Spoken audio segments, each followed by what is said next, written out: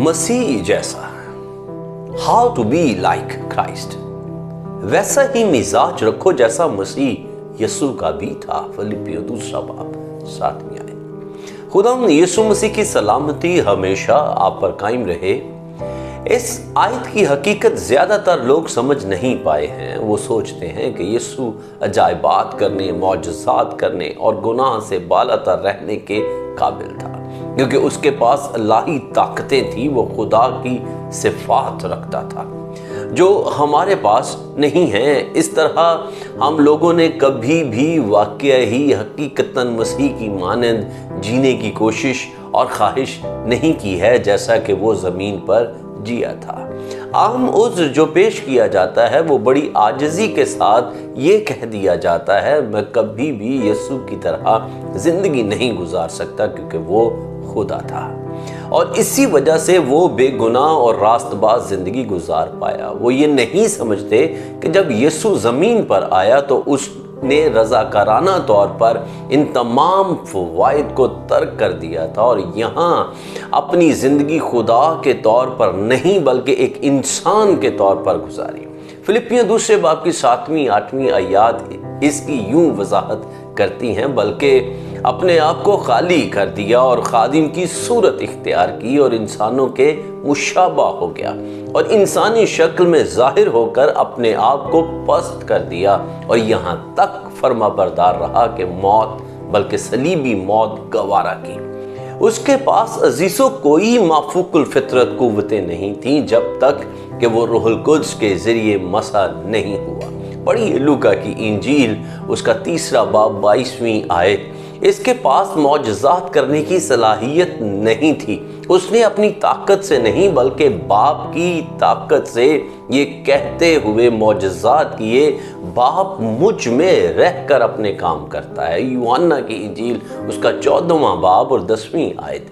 और जब उसने दुआ की तो उसने खुदा की सूरत पर होते हुए नहीं कि जिसके पास खुदा के तौर पर इख्तियार था, बल्कि उस शख्स के तौर पर जो खुदा के साथ फर्मा बरदारी के साथ चलता था।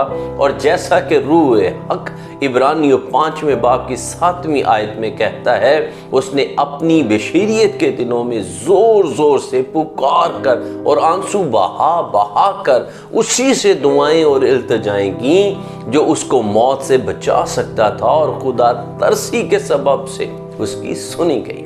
यीशु खुदा के इकलौते बेटे ने कुछ वक्त के लिए इलाही मरागात और इख्तियारात को एक तरफ रख दिया और ज़मीन पर एक इंसान के तौर पर ज़िंदगी गुजारी। एक बार जब आप उसे समझ लेंगे तो ये आपकी रूह को एक नए जोश से भर देगा, क्योंकि उसका मतलब ये है कि आपको नई पैदाइश पर उसी रूहुल कुद्स से भरा गया है जैसा कि यीशु था।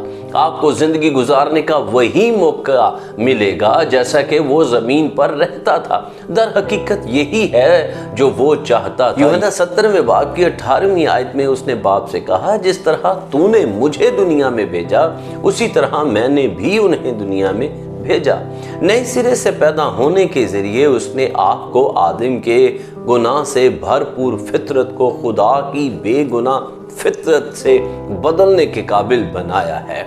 उसने आपको गुनाह से बालातर रहने, बाप के साथ रिफाकत में रहने, खुशखबरी सुनाने, बीमारों को शिफा देने, मुर्दों को जिंदा करने, बदरूहों को निकालने और शागिर्द बनाने की सलाहियत और हुक्म दिया है।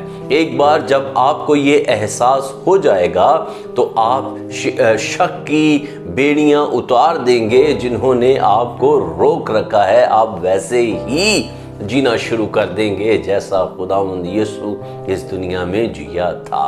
बस एक पस्त इंसान के गुनाह ज़दा बेटे के तौर पर नहीं, बल्कि खुदा से दोबारा पैदा होने वाले फर्जंद जो नया मखलूक है के तौर पर जीना शुरू करें, तब आप के आसपास के लोग आप में यीशु को देखना शुरू कर देंगे। हालेलुया।